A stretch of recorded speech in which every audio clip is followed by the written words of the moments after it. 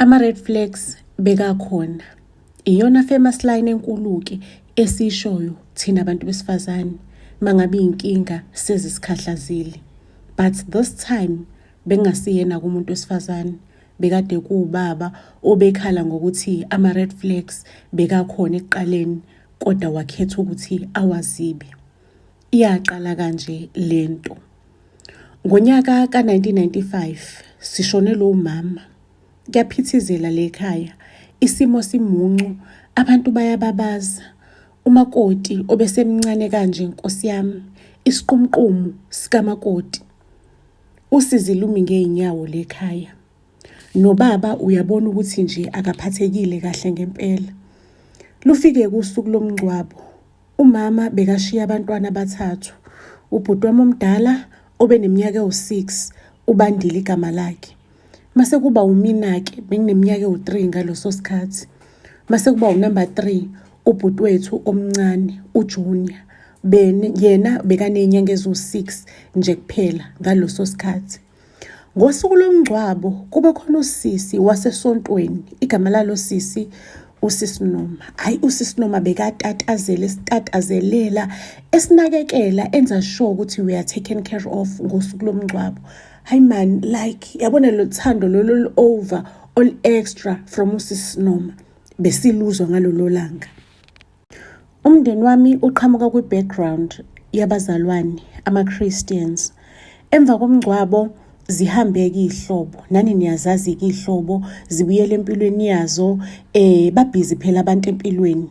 Sisaleke, uyabona kade kuphithizela, uze ukhohlwe nokuthi nje sishonelwe lekhaya ukuthi uma akasekho ngiphinde ngimbone. Hey madoda, kwafile ngathi indlu inkulu kakhulu. Ngiyazi phela ukuthi umuzi wasekhaya istairs, kodwa ngalela langa nje ngezwe engathi indli empty, ngezwe ngathi ngisemall. Yabona emall mabuye emall ntambama abantu abasekho nakhona, ngafila kanjalo bekubanda mpo. Ubaba akazi ngisho nokuthi izinto ihlala kuphi lekhaya. Iphunga lokudla okushile bese kuyinto esizwayo njalo, ngoba ubaba ubematasatasa bakithi umntwana abantu ezama ukubamba ngapha nangapha.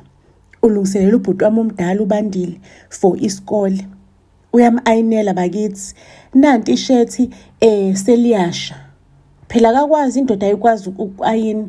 Usemfaka ijezi ngaphezulu kweshethi elishile, ilanga lishisa bhe. Akalibone elinye isokisi. Esinye isicathulo intambo akayitholi. Naku nami ngiyamemeza ekhishini, baba liyasha ipalishi. Hey, into ozoyithini le? Nangu noJuna naye uyakhala ngalana, inabukeni alishintshiwe. Uyakhala umnqayi, i-chaos nje endlini. I-chaos enye nje ongakwazi nokuthi ungayichaza uyithini. Bakithi ubaba bekazama ngako konke okusemandleni akhe ukuthi asibambe ngamazinyo. Kodwa it was not practical ngaloso sikhathi.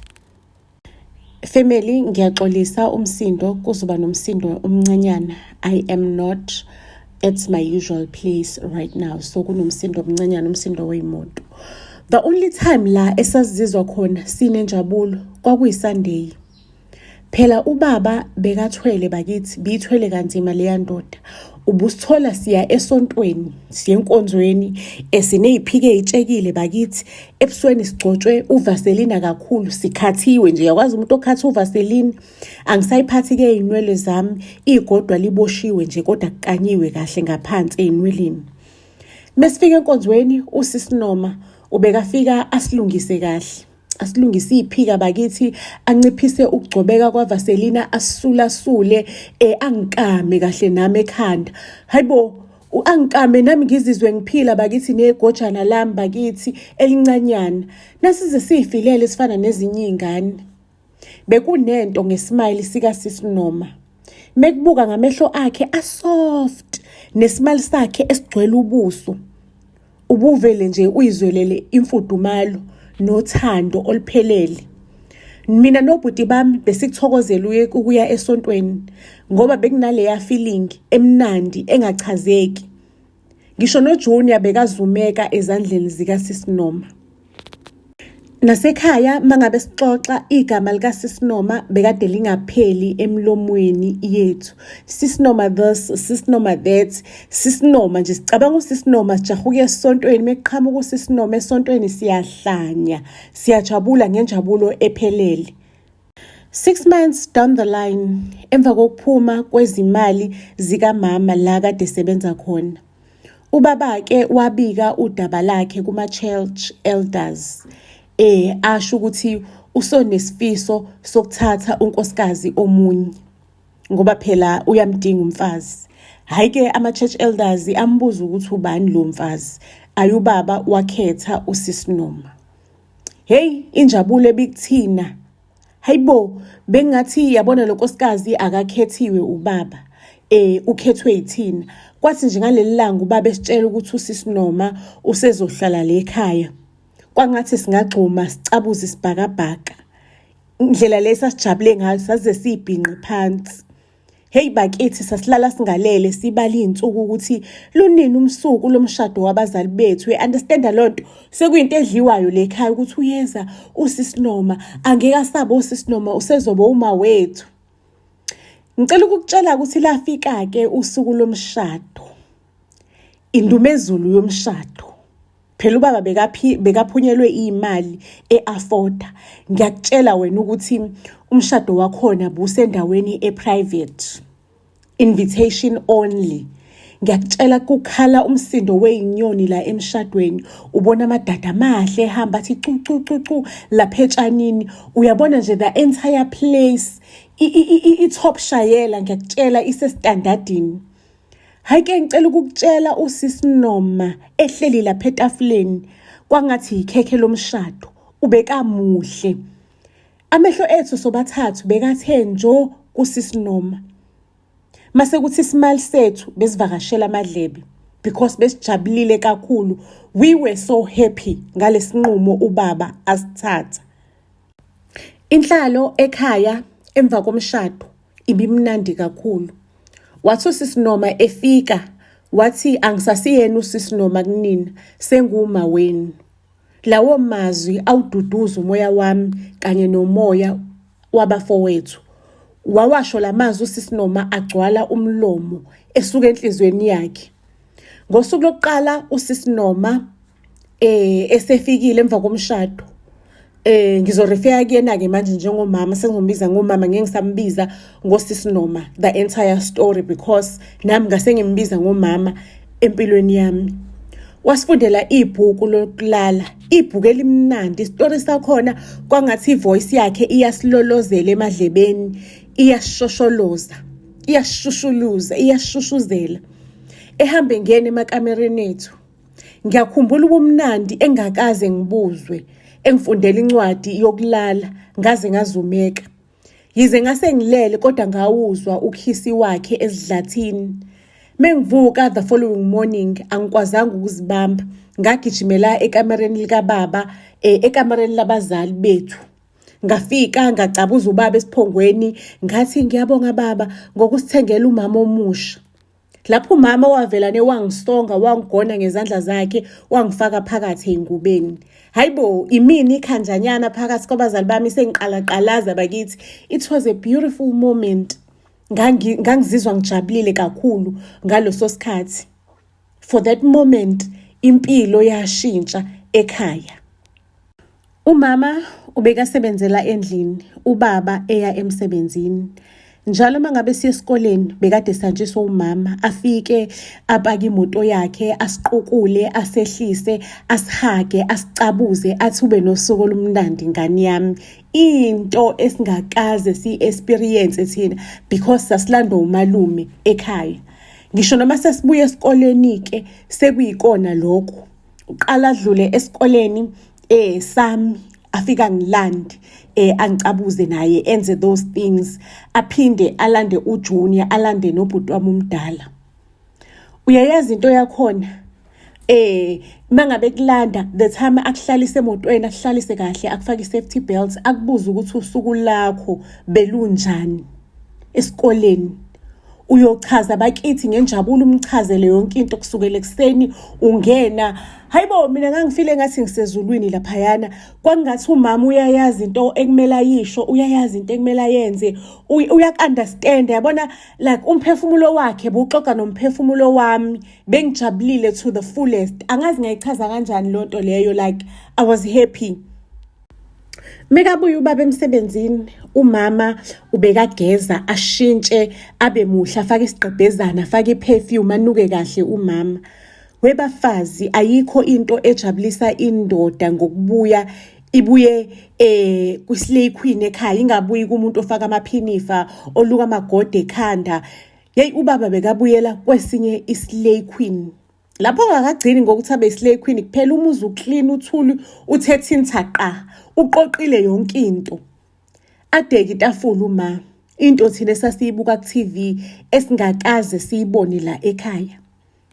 Hibo besidlela etafuleni ekhaya, uyabona kukhala ukuthi ngicela ungidlulisele itomato sauce, ngicela ungidlulisele ukuthi asifundise ngisho nokudla ngo-fork and knife. Kangathi umama uyayazi into ejabulisa omunye umuntu, ngoba umndeni ubuhlangene futhi ujabulile. Ngisho nasebusweni bethu nasebusweni buka baba, ubuso buka baba nje bebugcwele injabulo. Angikaze mina ngambona ubaba selongazwala eyinikeza isikhathi sokudlala nathi, into bekade ingenzeki phambilini. Ubaba waze wathola ipromotion ngisho nasemsebenzini ngoba bebethi indoda ejabulile iperforma kanconywana. Ebusuku njalo ekhaya besinokulala, silale sizumeke engathi sifile. Umama athi ingoba sumndeni ojimayo, besijima sonke ke ekhaya njalo ntambama. Phela umama bekanomzimba omuhle eno 6 pack, kanti nobaba ubeseqalile ukuzama ukuwohloza umkhaba, phela ethi akafuni ukuthi abe nenu enjena yena eshaya ngepompom lomkhaba. Futhi umama sitshela ukuthi hayi man, silala kangaka it's because we are happy. Umzimba uyakujabulela nako ukuphumula futhi uyakudinga, but when you are under a lot of stress or you are not happy, you don't sleep well. You sleep well mangabe happy. Kanti umama ebusuku uyastraga sonke ekhaya, akunakulala la ngeindaba zokujima, akunakulala la ngeindaba zokuthi si happy. Avuke ebusuku aye kubhuti wami omdala uBandile, amthinte indawo zakhe ezibucayi, aphinde futhi athintise uBandile indawo zakhe ezisemakhosombeni umama ngezandla zakhe. Athintise uBandile amabele akhe.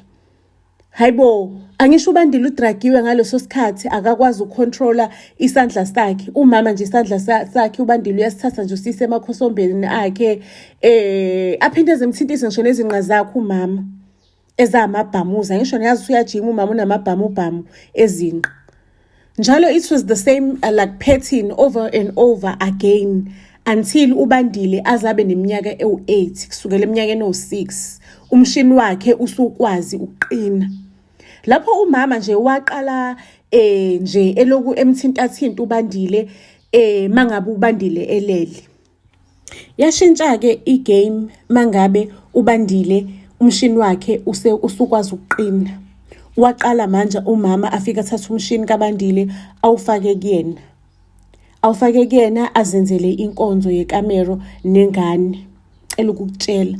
During the day mangabe sesivukile, phela umama beka umuntu onothando, ubekasicabuza sonke ekseni, kodwa washintsha manje uBandile wamcabuza ngqo kuma lips, amcabuza uMbaya. Yabona uMbaya nje impela ngathi ucabuzana nobaba, kodwa ubaba akazange wayinaka lonto leyo ngoba amehlo akhe wonke bekavalwe uthando. Ngoba umama bengathi uyayazi into ekumele ayisho nento ekumele ayenze. Ngolunye losihlanu umama besifika ekhaya kudlalwe izimbali ezibomvu ziqonda ngqo ekamereni. Nase-dining ubone kusethiwe ipicnic kwaze kwahlehliswa sofa. Lapho sasijabula mangabe sifica leso simo esinjalo ngoba sasazi ukuthi umama uzosingcinca ngoncamnce abamnandi. Emva kokudla oncamnce mase kufika omunye umzalwane esasingabangani nezingane zakhe uzosilanda. Kodwa ubhuti wami omdala uBandile bekasala yena. Umama bekathi angahambi ngoba ukuvakasha okwezingane ezincane. Futhi nobhuti wami uBandile ubekakujabulela ukusala ekhaya. He was so close to my mother. Ubekafuna ehlala egoniwe nje egonwe umama. Azahleke kuba bathi kuyoba ndoda yini le ewumama's boy, not knowing ukuthi uBandile lamaphupho ahleze waphupha ngomama kusuke kungasiwona amaphupho. Futhi lamaphupho enza ukuthi uWandile afile ngathi angahlala ezwa iskin contact nomama. Phela uBandile yena ubekacabanga ukuthi amaphupho ngoba usuke edragiwe. Waqala manje uBandile waba nama-feelings kumama, ama-feelings omjolo. uBandile ubefisa njalo ukuthi engathi kungasheshe kulalwe ukuze aphuphe ngomama. Ubengasanawo ama-interest amaningi okudlala, ubesefisa nje ngathi ngingafika ubusuku. Lapha sibone ekhaya i-life nje impilo ijwayelekile, it's life as usual. Kumnandi ekhaya, kujatshuliwe, kuthe ngelinye ilanga uBandile eseneminyaka u10. Into ibilokhu iqhubeka ezenzela nje umama kubhuti wami. Ngelinye ilanga ubhuti wami kwaphunywa esikoleni ngoba wayengekho amanzi. Yena nabangani bakhe babuya ngezinyawo ngoba vele isikole besiseduzane. Uthe mefika ekhaya uBandile umama esalungiselela ukumlanda ngoba eqeda ukuthola umyalezo from esikoleni. Kodwa ubhuti ubengena ngaloso sikhathi. Wafika umama wabekumba emlonyeni kaBandile as usual, eyamkela phela uBandile ukuthi welcome back my son, welcome back my son. Yabona nje lonto leyo yokubingelelana. Hayi uBandile ke wathi not today my mother. Wavelane uBandile wakotela ngokiss. Wacabuza umama. Hake nomama naye wacabuza back umama kuyisikhohlakali somfazi, kuyisikhohlakali sikamama. Ngicela ukukutshela ukuthi umama wavelane waqukula ingane wayiphosa embedeni. Seyikhala 99 ke manje, akasekho umuntu odragiwe, ingane aware ukuthi kwenzakalani, akusasilona iphupho, into isiyenzakala live. Isikhohlakali somfazi. Lento ke endlini isiyaqhubeka, uBandile useyifunela kumama. Umama usedraga umndeni wonke ukuze azenzele, kodwa ngamdraga uBandile. Naye uBandile ubezafisa engathi umndeni ungalaliswa eli. Kuthe nje mangabe kuukuthi uBandile useno 12 years. Waqala manje uBandile wasuspect ukuthi umama labomba engathi usebanikeza uJunior the younger brother. Waba nomona uBandile in such a way that wagcina esezonda ubhuti wakhe. Ngaleso sikhathi ubaba wayefunda ezama ukuthi ayithuthukise ngoba to keep such a big family happy kumele usebenze kanzima. Akanakile ukuthi mhlambe kukhona ukushaya amanzi endlini emzini wakhe. uBandile usezonda uJunior ngaleso sikhathi. Umama ukhulelwe ngaleso sikhathi. Sajabula njengomndeni ukuthi sizoba nefamily member entsha. Leyo ngane ekhulelwe umama mase ngikutshela ukuthi bengasiyona kaBaba bekweka Bandile. Phela ingane mangabe sineminyaka ewu12, ingane yomuntu esilisa isiyakwazi lapho ukukhulelisa. Akekho umuntu emndenini wesuspecta lo daba. Akekho umuntu futhi wayazi ukuthi kunento eyenzakalayo. Akekho. Kwakumama noBandile kuphela bazi ngalolu daba.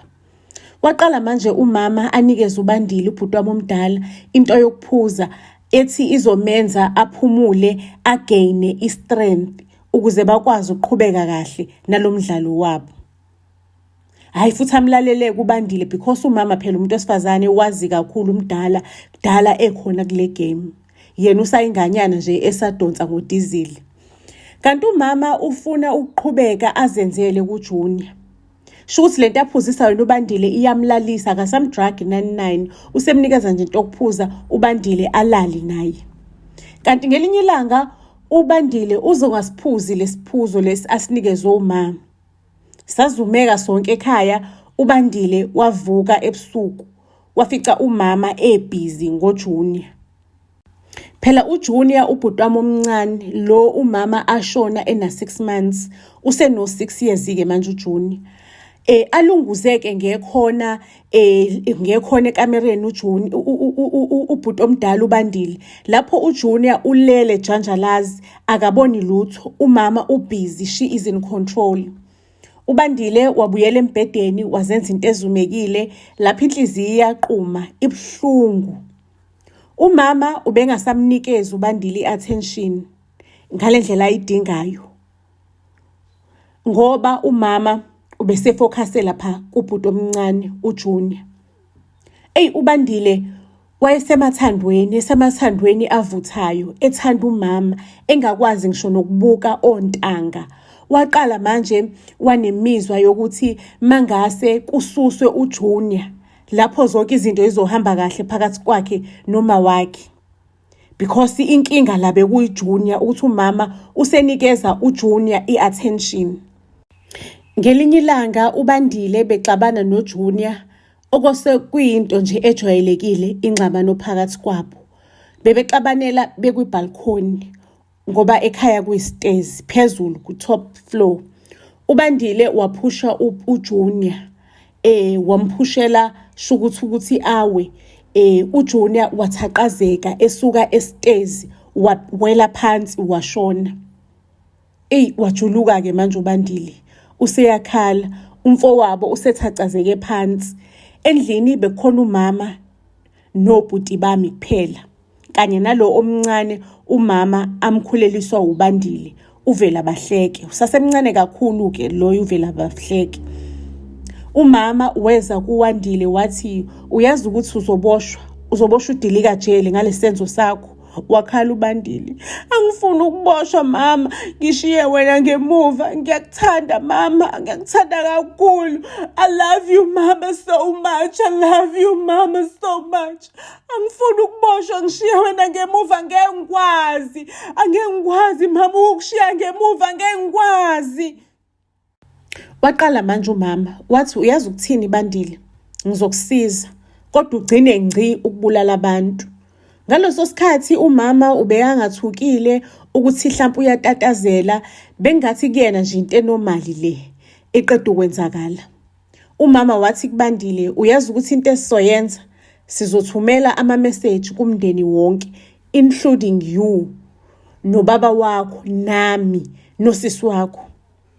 Imessage kaJunior yokuyibulala, shuthi eqonda ukuthi sizothumela ama-SMS if uJunior ubekazama ukuyibulala, uyibulele yena, shuthi uJunior was committing suicide. Ngempela umama awabhala ama-message, kwakuyimessage eyodwa ebhalelwe umndeni wonke. Imessage iyayibhaleke kanje: mndeni wami omuhle othandekayo, ngenkathi nifunda le message umphefumulo wami uyobe usuhlukene dala nenyama, ngoba le message ngiyithayimile ukuthi ingene sengiyithathile impilo yami ukuze ningabi nesikhathi sokuthi ningivimbe ukwenza lokhu. Ngiyazi ukuthi ngikhule umama wami ongizalayo engasekho emhlabeni, kodwa angikaze ngibuzwe ubumnandi obungaka empilweni yami. Umama uNoma uyenzile imfudumalo kimi nekhaya lonke. Kodwa sesiside isikhathi ngiphupha umama wami ongizalayo, biological mother. Ngesinye isikhathi ngimbone ethi kumina, uNoma uzama ukuntshontsha abantwana bami, woza kumina mntana wami, ngilonely la ngikhona, kuyabanda le kukhona. Sekaningi umama ethi angiziphonse stairs ukuze ngikwazi ukuhlangana naye. Ngakho-ke sengaphezulu kwamandla ami, angisakwazi ukumziba. Umama waqeda ukusenda leyo message, watshela ubhuti wami ukuthi naye azithuse. Kwabizwa amaphoyisa, sabuya esikoleni, ubhuti wami ubeshone ngempela. Ubaba ubekhala ubungqayingqayi, nomama uNoma ubekhala ubungqayingqayi, ethi ngihlulekile ukutshengisa uthando olugcwele. Ingane yazi yafisa nokuyojoyina unini ezulwini. Nkosi ngixolele Shikwembu, ngixolele Modimo. Ekhala kakhulu umama. Nkosi ngixolele, ezibhuquza phansi. Ngizamile ukuyinika yonke impilo yami le ngane. Kuyacaca ukuthi benginganele. Bekumele ngenze more. Ngihlulekile. Lapho umphakathi nabantu esontweni babazi ukuthi uNoma unothando. Ubekayithanda ngayo yonke inhliziyo yakhe le ngane. Bamduduza abantu bathi akusilona iqiniso lolo noma akusile iqiniso. Bamduduza abantu. Angcwatsheke ubhuti wami kube yileso simo esibhlungu esimuncu endlini. Kodwa futhi umama azame ukubuyisela isimo. Ngangiqala ukubona umuntu wesifazane owadalelwa ukuba umama ngale yandlela. Ngoba uNoma wasibuyisa futhi isimo wasihila. Ubungazufunga ukuthi uyitherapist. Lapho ke uvela bahleke uyakhula naye. Umama wabona nje ukuthi usene candidate entsha sha emacekeceke. Lapho uBandile wayeseyizonda kwaleyo ngane esezonda uvela bahleke. Lapho umama wayemphathisa okweqanda uvela bahleke. Kwangathi uthi khula kudla kwami ngikulindile. Uvela bahleke bekuyingane enhle ehlakaniphile. Ukukhula kwakhe bekushesha. Lokho kwakumjabulisa umama ubuze umuzwe ethi khula nto yami. Inzondo kuBandile iyeka yakhula kakhulu ezonda uvela bahleke. Ubekangamthinti ngisho nangesandla sakhe engamdlalisa ingane. Kodwa ke umuntu oke wakunaka lokho. Ngisho noma kuthiwa ingane iyasondela kuyena ubeyithethisa kakhulu uBandile. Lapho umama ubekangasathanda ukwenza izinto noBandile ngoba ubathanda besasebancane, uBandile besemdala. Lapho uBandile usemathandweni ajulile for umama. So umama ngelinye ilanga watshela uBandile ukuthi performance yakhe isiyancipha. Ucela ukuthi aphuze inhlaba, ayigcobe, ayifake amanzi, ayiphuze injalo. Ngempela uBandile ethanda umama wayikha inhlama ngezandla zakhe, wayigcoba, wayiphuza injalo. Ibiyimbi inhlaba kodwa uBandile wabekezela wayiphuza ngenxa yothando wayenalo for umama. Umama ebusuku silele wayeba ngumsindo. Angisho asizwa lutho strakiwe vele. Umama bangumsindo. Ethi Bandile ungizisa ubumnandi kakhulu. uBandile bese kayijwayele inhlaba bekahleze iphuza njalo ngoba nake efuna ukuthi umama ajabule. And umama mangabe uBandile eyiphuzile inhlaba ubenze engathi uzumehluko. Kanti umama ubesemaplanini amakhulu ngokuphuzisa uBandile lenhlaba. Hayi ukuthi inhlaba yenza ukuthi ube nomehluko, cha, bekukhohlakala kukamama. Ngelinye ilanga ke umama wayigcoba izandla zakhe inhlaba, wayifaka amaphilisi okulala, wayinikeza uBandile. Ngesikhulu ismile, wayiphuza washaqalaza washesha uBandile. Ngalolo langa ke umama bekasithumele ePaki. Wathi umama kuBandile, Bandile ngizocela ukuthi sihambe siyokwenza bangaze babuye abantwana ePaki. Isizathu sokuthi umama aphunzise uBandile inhlaba, it's because wayefuna ukuthi leya taste yebabayo yamaphilisi amaningi uBandile angayizwa because inhlaba yababa vele. Ake lapho uBandile ke wasukuma bahamba baye ekamereni, wafika umama wamphushela embedeni ekamereni uBandile. Hayi uBandile naye is ready for action. Ayike mangabe sekamereni uBandile umama athi lala mntanami uvala amehlo ubheke phezulu. Ayi uBandile enze njalo. Athi ngicela ucabange mina ungicabange ngigqoke lingerie red, yakhumbula le ngangigqokile ngosolo lokuqala owuyibona vividly emaphusheni akho. Cela ukutshela uBandile wawavala amehlo wathi uyazama ukumajina lokho. Ayakabange sakwazi ukuvuka uBandile kwase kubukhihlikhihli bamagwebu. Washona khona lapho uBandile. Umama wabhala i-email nge-email address kaBandile efonini kaBandile, ubhalela umndeni wonke echaza ukuthi kungani azibulele. Athi uma wakho omzalayo, uma wami sho ukuthi uma kaBandile amzalayo uyafika kuyena athi akabulale ingane kaNoma ngoba uNoma uyena owantshontsha ingane zakhe.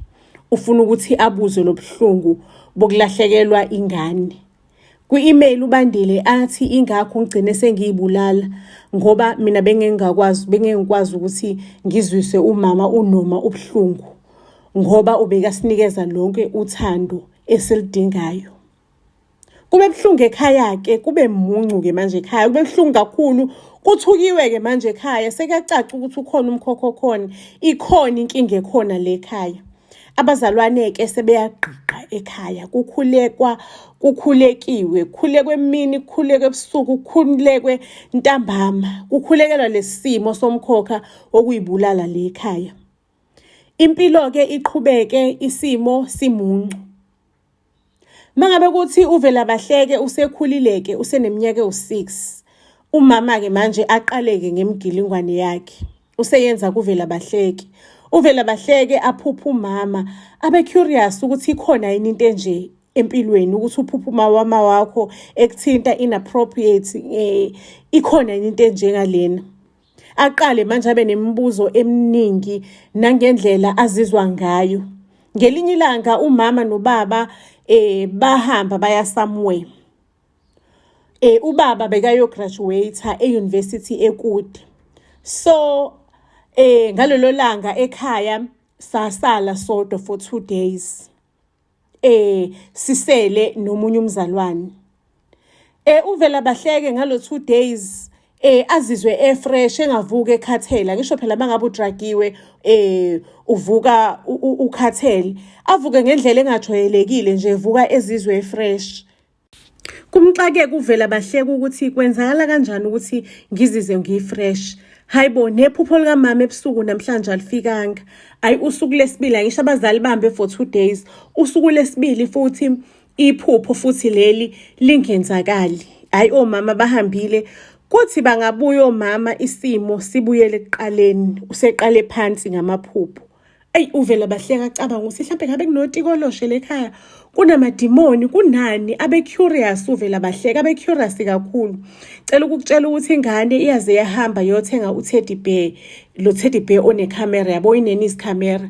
Yathenga uTeddy bear na ihamba noma wayo. Mama ngicela ungithengele lo Teddy bear, ngiyawuthanda lo Teddy bear.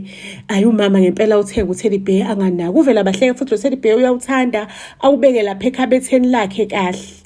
Uqondene ngqo nomnyango nombhede namakhona wonke ekamera. Ubeke khona nje ucapture the entire movement efuna ukwenzakala le kamereni. Ufuna ukubona lama ghost lawa ayenzakalayo le ekhaya, enza ukuthi njalo ekuseni avuke ekhathele engathi kade edragiwe. Ayikesho ukuthi umama kaVelabahleke wawuthenga lo Teddy bear engazi ukuthi uVelabahleke ufuna ukufaka ikamera phakathi, akafuni ukuthi umama abe suspicious, ingakho athengisa umama lo Teddy bear. Hake afike kumama ebusuku uzoshaya lezi adume ngazo. Everything was captured on a camera. Cela ukukutshela ukuthi uVelabahleke akakhuluma into eziningi, akatshela ngamuntu, kwangaze kulahleke kwa footage leyo.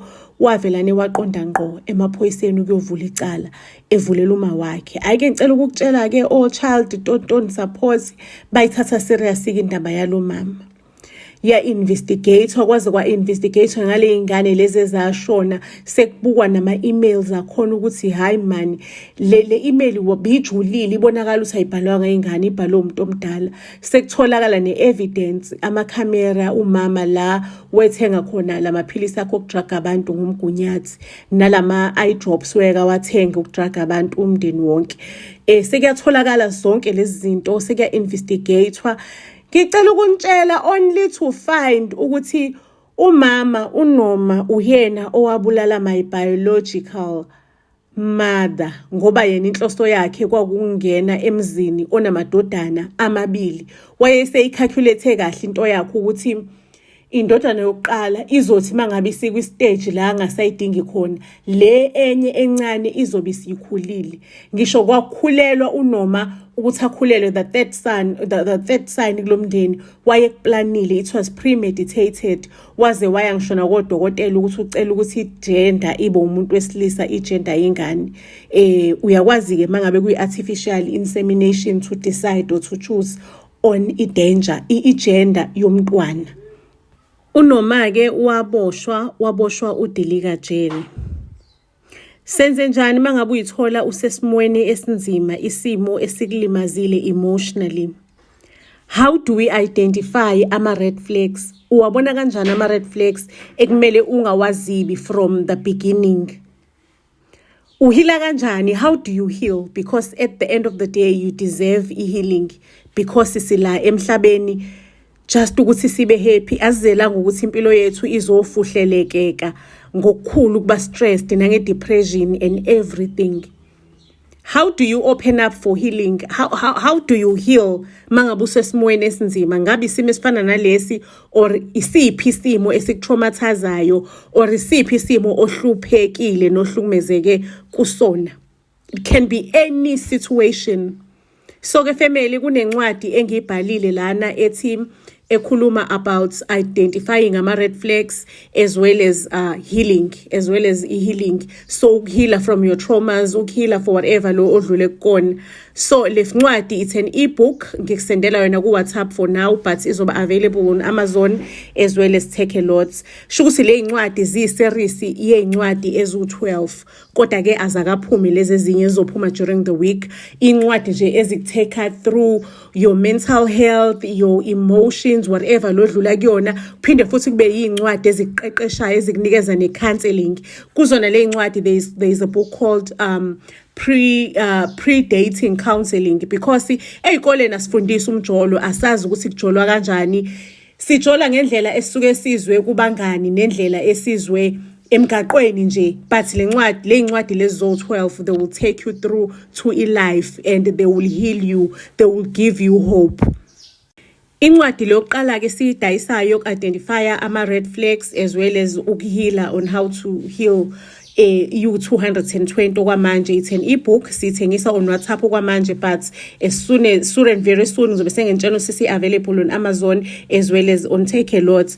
Mase kuthi mangabe kuukuthi you wanna buy the entire series, sine special of the entire series for now. If i-series yonke, the entire series uyithenga manje, it's 500 rands for the entire series, but incwadi yodwa U220. So ke family, mangabe kuukuthi you are interested ukuthola le ncwadi lokuqala khona available, or you are interested to pay for the entire series, ama-banking details wethu akhona ke la ku-screen. Ungahlukumezeki, ungavaleleki ekhoneni, usize lukhona. Nanka ama-banking details wethu, nansi futhi number yethu ye-WhatsApp, lo ngasendela khona i-proof of payment, or lo ngabuza khona mangabe kuukuthi unembuzo. Ayihlangane khona ke ku-WhatsApp sesikusendela yo ebook ukuze uthole usizo in whatever lo bhekene nayo nohlangabezane nayo empilweni yakho. Siyanthanda kakhulu ke family, ningakhohlwa ukuthi nihambe niyobukela i-story sethu laphayana esishisa be, esivutha be, i-story sethu esithiwa Catching Feelings. Yabona guys, laphayana ngibhalile ke laphayana, ngikhipha amandla ami wonke, inkontofela yinto yonyaka. Ngicela nje nihambe niyosibona i-story ekuthiwa Catching Feelings. If awukazi usibone, go to our YouTube channel and uzosithola le story ekuthiwa Catching Feelings. Mangabe kuukuthi family futhi you are also interested ukuthi uphinde ubone omunye umsebenzi wethu kwamanye ama-channels, you can go to our Facebook page and follow us there. Go to our TikTok, follow us there. Go to our Instagram, follow us there. Imininingwane yonke ke ikhona khona lapho kona our YouTube channel. Nibe nosuku oluhleke family, siyanthanda kakhulu. Yolala ibonene ey'torini ey'landelayo.